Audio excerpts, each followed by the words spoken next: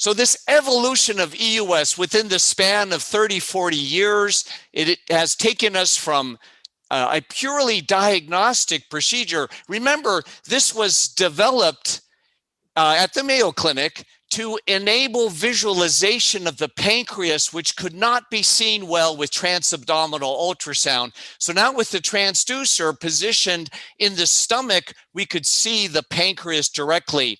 So in the 80s, it was all about diagnosis, and we had the radial scanning echoendoscope, but no intervention was possible because we couldn't see, for example, a needle as it comes out of the working channel. So FNA became possible in the 90s with the advent of the CLA, the curved linear array echoendoscope.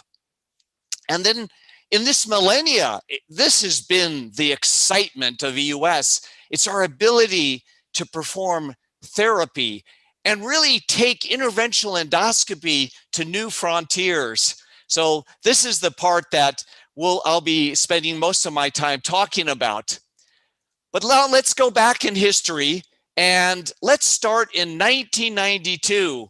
1992, this was right at the time that the Pentax curved linear array echoendoscope was introduced onto the market. And Peter Vilmann, who worked at the Gentofte Institute in Copenhagen, not very far from Hamburg, in fact. And so Peter and I spent a lot of time together, and I had the opportunity to see Peter, watch him in action, another great innovator, to watch him develop the concepts for the first dedicated EUS FNA needle, which I'll touch on in just a moment. But he's the very first one to perform EUS-guided FNA, and he performed that using a self-fashioned FNA needle, which basically was like a sclerotherapy needle, except that it was a continuous stainless steel needle. So this was a 22 gauge needle, continuous stainless steel in a 5 French Teflon sheathing. You see a picture of that here, and this was published as a new method, new materials section of GIE, and he describes using this new CLA echoendoscope that came out on the market. This is the Pentax, the FG32UA, and it had only a 2 millimeter biopsy channel. And he did FNA on 44 lesions, insufficient material in only 15%. And here you can see a pancreas mass that he's biopsying. This was utterly revolutionary, that we could now, under EUS guidance, that we could now obtain biopsies. So it's not just the ability to look, but now we could actually touch.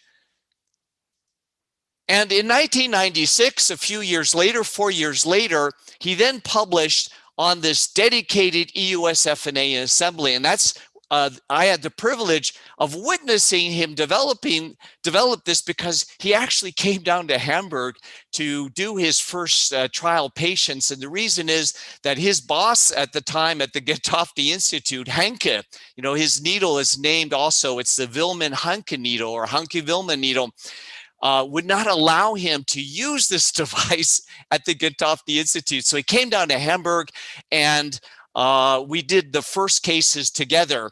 And he published on this a new biopsy handle instrument for EUS-guided fine needle aspiration biopsy. What a revolutionary device. So there were 3 key features, and the first is that it lure locked to the working channel. You see that here. This is something we take for granted today, but you have to realize this was so critical to stabilizing that instrument, because otherwise we were constantly puncturing the lining of the working channel with our needle, because we couldn't stabilize, we couldn't fixate the position of our handle.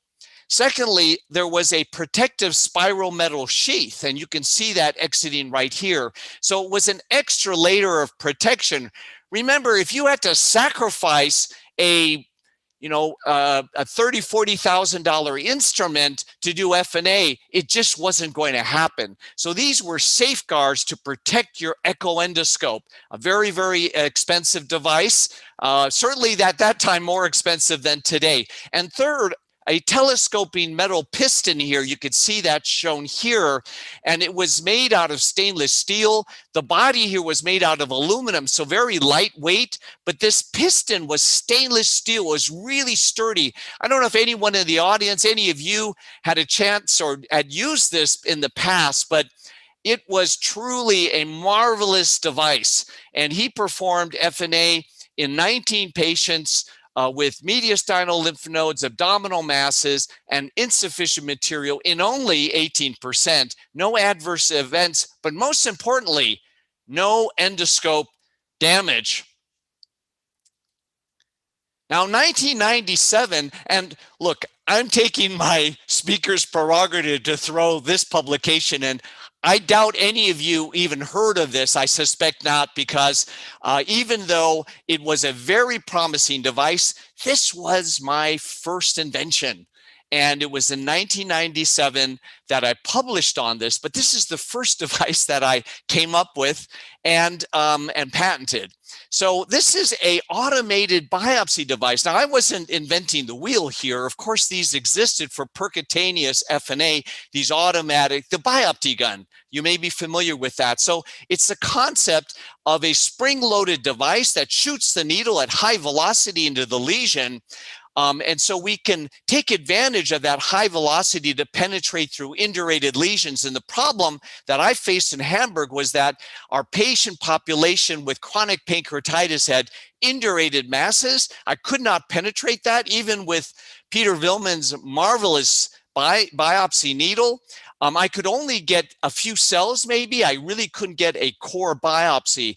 So the high velocity entry allowed me with this device to get a core biopsy. So this is really, for me, it was the advent of core biopsies, of histology versus just cytology, but it also provided the option of manual biopsy. So you could still use it like a regular FNA needle. So it was an FNA needle and an FNB needle combined. And I actually coined the term at that time, FNAB, fine needle aspiration biopsy. So I did this in 4 patients that had failed conventional EUS FNA using Peter's needle, and was able to successfully get histology in those patients with no adverse events.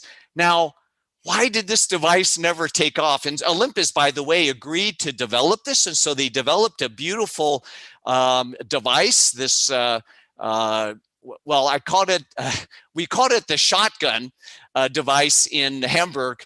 Olympus said, no, we're not going to use that name. That does not sound good, the shotgun device. Imagine telling the patient or a patient overhearing you say to the nurse, I want you to get the shotgun out. So it was called the power shot device. So it was the power shot device that was commercialized, but it never took off. And the reason is that a year later, the disposable EUS FNA needle was launched. And this was Cook that launched the EcoTip. And this too was revolutionary because now you had a one-time use device that was fully disposable. So previously, of course, the needle was disposable, but the actual handle and the sheath and all of that was reusable.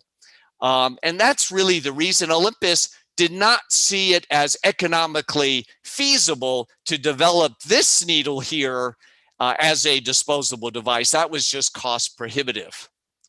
So just as, we've seen FNA, which is aspiration, and if you just replace the A for an I and let that I stand for either inject or implant, now you see the bridge to therapy.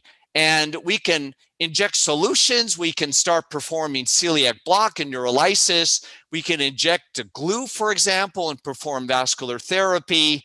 We can inject contrast media into the bile or the pancreatic duct, and we can perform cholangio-pancreatography. And lastly, I'm going to touch on transluminal anastomoses, because now we can pass what's really a device, a guide wire. And if we can pass a guide wire, then we can use the Seldinger technique and we can place stents into different target organs or cavities. So a word about celiac block and neurolysis. You know, there's a lot of confusion in terms of these two terms. They're often used interchangeably, and it's important to differentiate the two. A block is when you inject an anesthetic, such as bupivacaine, and usually combined with a steroid. Neurolysis is when you inject ethanol. So the goal of block is temporary. You want to basically stun or paralyze temporarily the celiac ganglion. But with neurolysis, the goal is to destroy that celiac ganglion. So you should ideally have a more permanent effect. And then you're familiar with the 3 injection techniques that were described, whereby we have the single central injection shown in red here with the red arrow here in the middle. So that was the knee at the takeoff of the celiac trunk, or the bilateral injection on the left and the right side shown in blue here, or selective gangliolysis that was described where you actually look for those little sesame seeds. Those are the ganglia, and you inject your sclerosant directly into the ganglia. Now, I'm not going to get into the literature. There are lots of publications on this, but this is, I think, a landmark publication. So this, by the way, is now my second landmark publication. The first set was just about the ability to perform FNA with our first FNA needles. And now this is, I think, a landmark publication because it's a randomized controlled trials, which we have sadly too few of in interventional endoscopy. 40 patients were randomized to getting an injection of bupivacaine plus or minus a steroid. And here there was, firstly, only a 15% response rate in both groups, and the steroid added no additional pain benefit. And you can see the curves right here, right? You see bupivacaine is here, and this is bupivacaine plus the steroid. And in fact, the patients who got the combined treatment did worse in terms of their pain-free probability. So it's clearly showing you that adding that steroid doesn't make any sense. The patient's not benefiting from that, and you're just getting the side effects of the steroid. There was, in fact, a shorter duration of response. And yet, sadly, despite this publication, many continued to inject bupivacaine and steroid. And so that is a practice that should have been immediately abandoned. Now let's go to our next example of FNI, where we are injecting glue. And so now we enter into the territory of vascular therapy. Now, vascular therapy is sort of a new kid on the block right now. It's just burgeoning. But the reason why it's taken so much time for this area really to develop, I think, is just the mindset of the interventional endoscopist. We were trained to avoid vessels. And so now suddenly we're supposed to target vessels, something that just, you know, we inherently have been afraid of. We've been afraid of bleeding. So we're overcoming that innate fear of our earlier days. And this is a publication by Rafael Romero Castro in Seville. And I think he's a great, great pioneer in this space. And he reported on using EUS to guide the injection of glue into the perforating feeding vessel.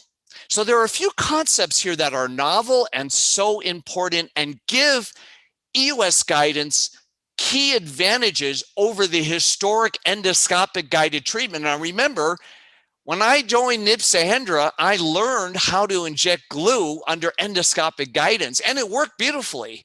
But now we have an innovator, Rafael, who is thinking a little further and asking, well, can we target, rather than the varices themselves, which we can see endoscopically, let's target just the feeder vessel. And this was proof of concept, just 5 patients, but great results. But why did he do this? Why did he use EUS? And that question always comes up. Well, do you really need to use EUS to perform glue therapy? And the answer is no.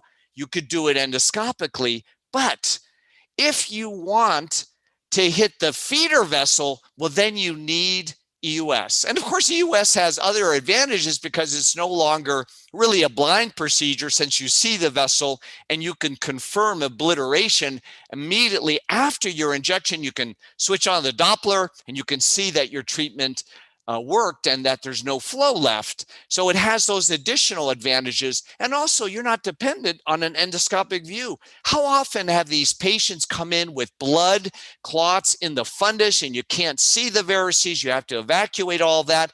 Some patients come in emergently and they ate. So there's food in the fundus and you can't see the varices. So there are many advantages to using EUS apart from the ability to see the feeder vessel. But you see, for those of us that have been performing glue for many decades now, we have all experienced the dreaded complication of systemic embolization. Now, that glue can embolize anywhere in the body. And as I say, God forbid the patient has AV shunts or open foraminal valley, that glue can get into the arterial circulation and it can go anywhere in the body. And I had one patient, I put a moratorium on my use of glue after this, where a patient with a open foraminal valley, the glue got into the arterial circulation and embolized to the brain, and the patient was hemiplegic afterwards. And that was devastating to experience. And it has certainly motivated me to start thinking about how can we reduce the risk of systemic embolization. And this idea of first implanting, so this is the FNI, the I stands for implant, and what are we implanting? We are implanting a coil. And this idea, of course, it's borrowed from our interventional radiology colleagues. So we're not inventing any wheels here. We're just adapting. We are borrowing technology that's used in other areas, but we are applying it to our specific indications. And the question is, if we implant a coil before injecting the glue, is it possible to reduce, maybe even eliminate that risk of embolization? The coil will fill and reduce flow in the varix. The coil with its wool strands here, it serves as a scaffold to retain the glue at the injection site. And you can see here how the glue has attached to those woolly strands. And in this container of heparinized blood, all of the glue is now attached to the coil, and none of it was loose in the container. So it was, for me at least, proof of concept that this may actually reduce the risk of embolization. And I've been using coil plus glue, this technique now for several years, for, I think it must be something like 8 years or so. And I haven't done any more of my glue injections under endoscopic guidance since then. So in 2011, so again, I'm going to take the prerogative of speaker's choice here, and I'm going to mention my paper, which was my report in 2011 of this combined hybrid therapy, coil plus glue for gastric varices. So I call it 3B because really, if it weren't for Raphael to introduce the idea of EUS-guided injection of glue, I would not have actually gotten this idea of combining the two. In fact, Raphael also reported on just using coils, which is certainly another possibility. The problem is that you got to pack a lot of coils to obliterate those varices. So it gets pretty cost prohibitive and it's very time consuming. So I have Raphael to thank, but standing sort of on his shoulders, I then came up with this concept of the hybrid therapy, and had no complications, no systemic embolization. So now let's switch gears very quickly and let's look at another, what I call the convergence of EUS and ERCP. I have a nice slide I put together I'm going to show you in a moment. This is 1996, and this is Moritz Wiersma. We haven't heard from Moritz in a long time, but he was at the Mayo Clinic, another great pioneer and innovator in this space. And he described the first EUS-guided cholangio-pancreatography. And he came up for an acronym. His acronym was EGCP, EUS-guided cholangio-pancreatography, EG. Now, the one that I preferred was EACP, EUS-guided anterograde cholangio-pancreatogr, but you can come up with any acronym you want. The idea here is that you're using the CLA echo endoscope, the same one that Peter did his biopsies with. He did this in 11 patients, and he failed in 3 out of the 11 patients, but in 3/4 of the patients, he succeeded, or 2/3 of the patients, he succeeded to get a cholangiogram. You can see that here. You see the FNA needle right here, and it's entering into the bile duct, and he's getting a cholangiogram. So suddenly now, we don't actually have to go retrograde. We can go anterograde. So this is, something we do today. We don't think about this, but think of how revolutionary this was at the time. So EGCP, as Moritz called it when he developed this. And so we can go transgastric, transhepatic here. We can go across the stomach, across the liver, right? It's actually always good to go across the liver. Our radiology colleagues know this. They always try to have that liver parenchyma in between, because if there is any leak, then the liver's like a sponge, it'll just soak up everything. Or we can go transduodenal into the distal bile duct. And here for a pancreaticogram, we can go transgastric and transduodenal. This is what I put together for you, just so that you can see an overview, looking at the forest now, okay? This convergence of EUS and ERCP, this EUS-ERCP interface, and why these two complement each other, and why I feel so strongly that anyone who wants to specialize in the pancreaticobiliary space, you have to learn both of these skill sets, EUS and ERCP. And this is 1996 when the two converge, first with EUS cholangio-pancreatography, but in a moment we'll talk about the rendezvous procedure. Rendezvous procedure. Rendezvous ERCP is what we call this. I love that word, the French name. It always makes it sound sexier, doesn't it? So this is the first report by Sean Mallory from Minnesota, University of Minnesota. EUS-guided rendezvous drainage of obstructed biliary and pancreatic ducts, report of 6 cases. Now, what are they doing? They're basically doing what we saw before with the evolution of FNA to FNI, right? So instead of injecting contrast now, let's pass a guide wire through the FNA needle. 6 patients with failed ERCP using a 19 or a 22 gauge needle. They were able to successfully advance the wire now anterogradely, right? We're not going retrograde, at least at this part of the procedure. It's a 2-stage procedure. So we're anterogradely passing our wire into the duodenum or through the pancreatic duct across the ampulla or the anastomosis if the patient had surgery into the duodenum. And this was successful in 5 of the 6 patients. It failed in 1 patient where they were attempting pancreatic duct access. But again, just revolutionary that now we don't have to send our patient to the radiologist to do essentially what was a rendezvous technique. We'd ask our radiologist to pass a guide wire so that we could gain access retrogradely. That's if you had a nice radiologist, because often they said, no, I'll just do the whole thing myself. So you'd have to say, no, I just want you to place the guide wire and then, return the patient to me, please. All right, now let's move on to transluminal anastomosis. This is the big frontier. And it started back in 1992 with the first cyst-enterostopy. It's evolved through each of these stages where we're targeting different target organs or cavities or different applications, all the way to gastrojejunostomies and gastrogastrostomies and bypassed patients. So 1992, I was at the right place at the right time. I was with Nib Sahendra in Hamburg, and they had just delivered this Pentax CLA scope, the first of its kind.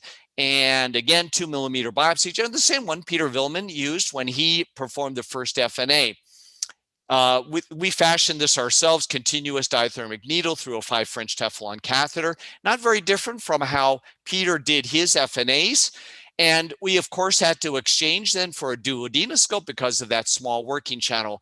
And then we placed a 10 French stent to drain the pseudocyst. Now, it's not like we weren't draining pseudocysts, we were, but it was limited to the pseudocyst that had a visible bulge. So if we didn't see a bulge, we couldn't drain it. And now with EUS, we had an additional set of eyes that would allow us to see the cyst and be able to access the cyst and really do what we were doing otherwise, but we could place that stent now to drain these otherwise inaccessible cysts.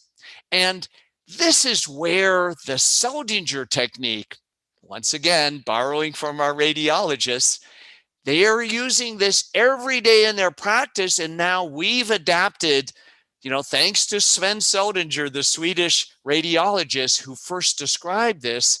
This is a over-the-wire exchange technique. So the radiologists use a needle to puncture, like a vessel, for example. Then they place the guide wire, and then they remove the needle, replace it for a dilating catheter. They dilate up the tract, and then they place their stent, the therapy then. And yes, it seems so obvious today. We're doing this all the time, but remember, these are huge innovations. These were big leaps in our ability to accomplish things we couldn't accomplish before. So thanks to Sven Seldinger, we started to apply that technique. So now we come to the first Choledocho-enterostomy using the Seldinger technique. So we were draining pseudocysts using the Seldinger technique. That was starting to become more mainstream. But now we started to go beyond pseudocysts, which, as you know, are adherent, nearly always, because of their chronicity, because of the chronic inflammation, to the bowel wall.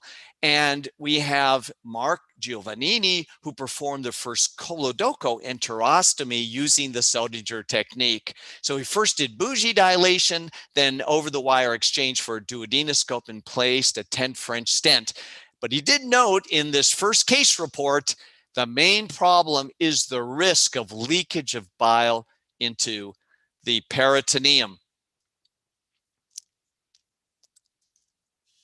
And a year later, we have the report from Eric Francois, together with some other collaborators. So this was actually multi-center, the first pancreatico-enterostomy. So basically the same concept here, using the Seldinger technique to place a stent into the pancreatic duct to drain it, with special note that a special device is needed for this. So you can't just use an FNA needle to gain entry or access to the duct. Here you had to use diathermy. You had to use heat to actually penetrate through the pancreas, which was chronically indurated due to chronic pancreatitis.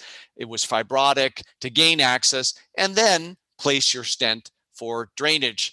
And I'm not actually listing all these numbers, but this is number 7. I'm sorry, I've lost track, but these are, again, 7A and 7B here is the bile duct, 7A, and then here 7B would be pancreatico gastrostomy, because really these are mirror images of the same procedure. And now we come to number 8, which I put in a separate category, Cholecysto-enteroscopy, because now we have the first report of gallbladder drainage. And this is something very dear to my heart, because it has been always my goal to find a way that we can eliminate cholecystectomy, at least for those patients who have still functional gallbladders. That's what inspired the AXIOS stent that I'll talk about in just a moment. 2007, Tom Barron described the first cholecysto-enterostomy. Now, bear in mind, at that time, he wasn't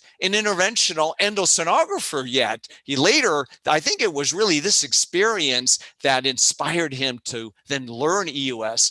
He was draining pseudocysts actually only endoscopically, but he worked together with Mark Topazian. He was the interventional endoscopist at the Mayo Clinic, and they described the first report of transduodenal gallbladder drainage in a patient who had undergone biliary stems placement and developed acute cholecystitis. So this was that first landmark report of cholecysto-enterostomy. But here's where it becomes very acutely obvious that when we transition from something like pseudocysts, which are adherent to the bowel wall, to the gallbladder, which is not adherent, and you see this in this EUS image, the gallbladder here, there is a layer interposed. It's a fat layer, and the gallbladder is mobile.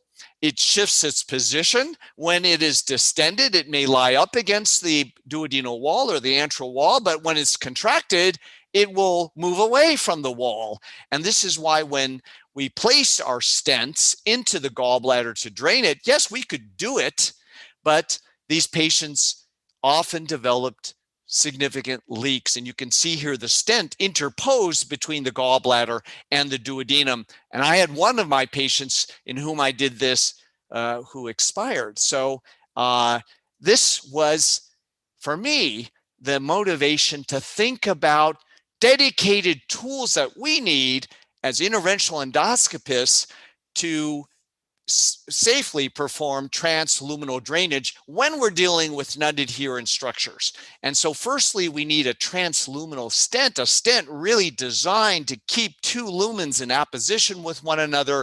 Of course, it needs to be covered. It should have a wide diameter so that we can also use it as a port to perform transluminal interventions. We really want to extend our reach, the reach of the interventional endoscopist to structures outside of the gastrointestinal tract. And we also need a stent delivery system or a LAMS delivery system that actually takes it to the next level, that eliminates Seldinger, really. It's non-Seldinger and becomes a one device, one step technique. And why do we need this? We need this because we are performing a perforation when we go transluminal. So unlike the radiologists where they don't have to be as concerned about leaks, we need to be concerned because we are coming from a contaminated cavity, the stomach or the duodenum. It's contaminated. So we're asking for trouble if we get a leak. So we need to be able to access the target lumen with an already stent-loaded catheter, and that catheter needs to plug up the lumen the entire time to prevent any leakage. So this is what inspired me to develop the lumen-apposing metal stent and the electrocautery enhanced delivery system. You can see some of the diagrams from that early patent. This is back in 2005. So this is something, the gears had been working in my mind the whole time, but it was all inspired from my daily work, the struggles, the complications, some of these procedures going on for hours. I mean, pseudocyst drainage used to take sometimes hours to do. Some of you know Tom DeCimio, and Tom was my nurse for many years. So sorry, let me just get this back into the middle. He was my nurse for many years, and we worked into the late hours of the night. He was the only nurse that would not leave before I left.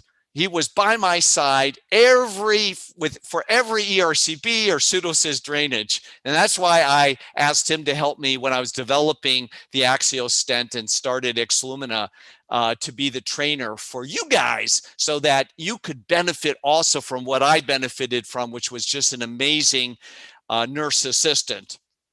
All right, so now we come to LAMS anastomoses. I reported this in the porcine. That's all I could do, right? I'm in the United States. So of course, for all of you in India, I guess you can sort of bypass this. Maybe not anymore. But I back at that time, there's no way that I could do this in patients. So I was limited to just animal models. And, I spent all my weekends in the animal lab. But look, this is the proof of concept showing that we could hold two lumens together and we could seal off the tract without any leak at all. And it could serve as support to drive our endoscope through the LAMS, through the AXIOS into, and this was the gallbladder that I was using as my surrogate for a non-adherent organ. Later, I used the small bowel and described the first porcine gastro-jejunostomy. So, and that's now becoming more mainstream as well. So the first, I have to give credit to Takao. Takao was an advisor for Excelumina. I brought him on board very early because of his just exceptional technical skills. And he's also an innovator, as you know, came up with the double balloon technique for gastroenterostomy, many other innovations. So thanks to Takao, we were able to do the first pilot study in patients, what we call first in man, should be first in human, of course, first in man studies, FIM. And with great technical success, Takao was doing the procedures, but I got to be at his side to assist him. And we placed the AXIOS in 20 patients, 10 pseudocysts, 5 gallbladders, with just remarkable results. And we performed transluminal interventions in 7 patients with no complications. And these stents were removed without complication after a median of 35 days. Some of his patients refused to allow him to remove the LAMS because they were just so happy to be pain-free or symptom-free.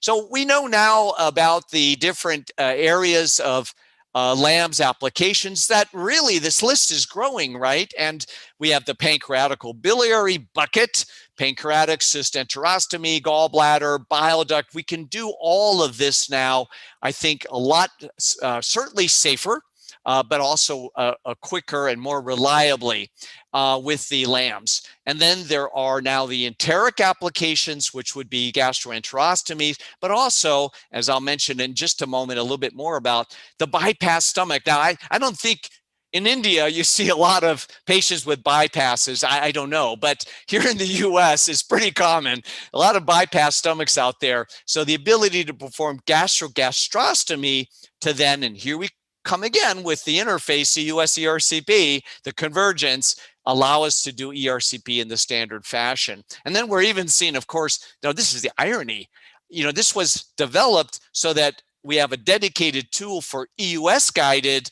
transluminal drainage and not having to use off-the-shelf tools, biliary stents, for off-label use. And now they're using the LAMS, which of course is approved by or cleared by the FDA for transluminal applications. Now we're using it off-label for luminal applications, pyloric stenoses and short strictures. But here, and this is number 10, and so I'm coming to the end now. I'm sorry if I've gone a little over time, but this is the EDGE procedure. And I thought about number 10 for a while, which one to choose, because often in these talks, the only thing you'll remember is the last slide or the last landmark paper. But it's not that this is the best paper, but it is a great paper, of course. But, for me, it's an example of really these devices. These are just tools.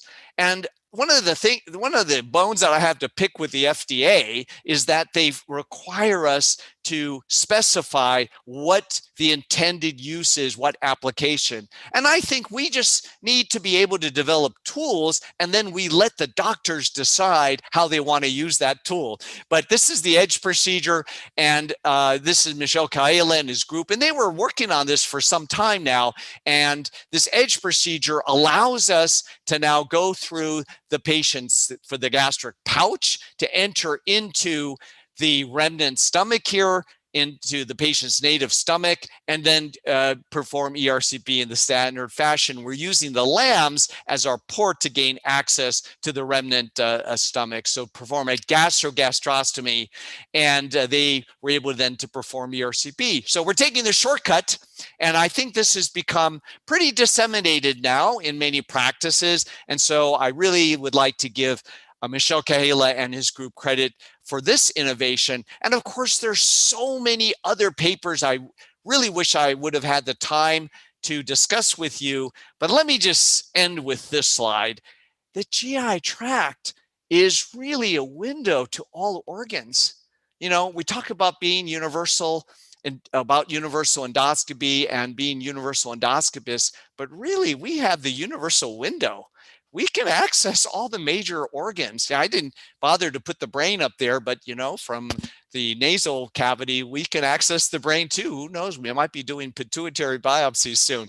But all of these organs we can access for therapy. So this is all within our reach, really. Thanks to EUS, thanks to all of these new tools that we have available, and we're certain to see so many novel innovations in the future.